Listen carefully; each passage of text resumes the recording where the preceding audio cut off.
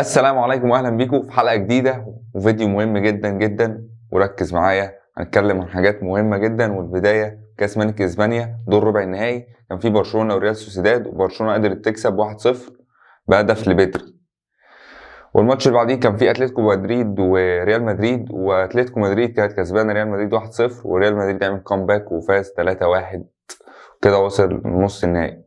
وفالنسيا واتلتيكو بالباو، وفوز اتلتيكو بالباو على فالنسيا 3-1 مع الرأفة. ده كان دور ربع النهائي بكاس ملك اسبانيا. هروح لكاس الاتحاد الانجليزي. كان في ماتشين مهمين جدا، مانشستر سيتي وارسنال، وانتهى بفوز مانشستر سيتي 1-0 ومفاجأة طبعا. ده في كاس الاتحاد الانجليزي 1-0 لمانشستر سيتي بهدف الاكاي في الشوط الثاني، دي حاجة و60. الماتش التاني برايتون وليفربول، وفوز برايتون على ليفربول 2-1، وليفربول مستمر في الفشل، موسم فاشل جدا ليفربول. يعني الموسم ده كارثي ليفربول في كل حاجه. كده ليفربول ودع كاس الاتحاد وخرج من البطوله.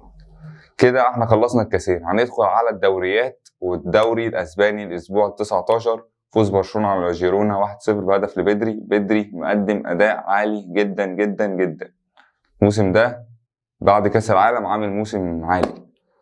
الماتش التاني ريال مدريد وريال سوسيداد، الاثنين في المركز الثاني والثالث ينافسوا على الوصافة، انتهى 0-0، وكده الاثنين اتعطلوا وبرشلونة في الصدارة. كده خلصنا الدوري الاسباني. هندخل في الدوري الايطالي. الاسبوع ال20 كان فيه ماتشين مهمين جدا، لاتسيو بتلاعب لاتسيو وفورنتينا، وانتهى 1-1، والماتش ده كان قوي جدا.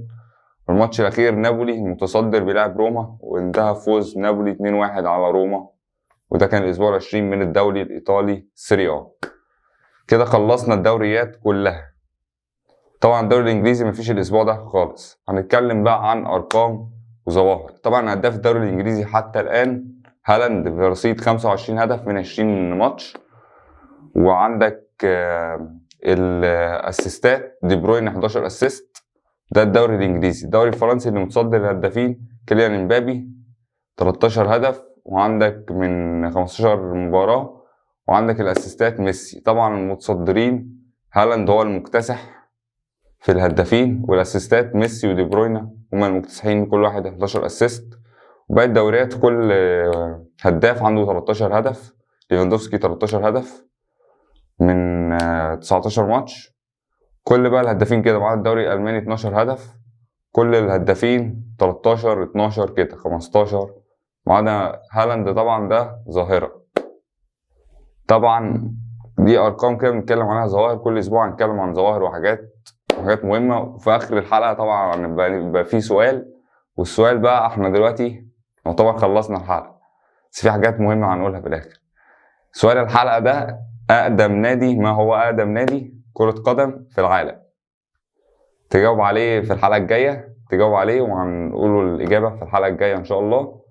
بس كل حلقه جديده هيبقى فيها سؤال، ان شاء الله هنعمل مسابقات وحاجات بقى ايه. بص فيها انتظروا حاجات جديده، يعني لوك انتظروا كل جديد.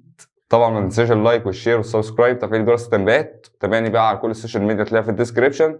ونشوفكم في فيديو جديد، وانتظروا لان الجديد ان شاء الله قوي جدا جدا وعايزين دعم. اشوفكم في فيديو جديد. سلام.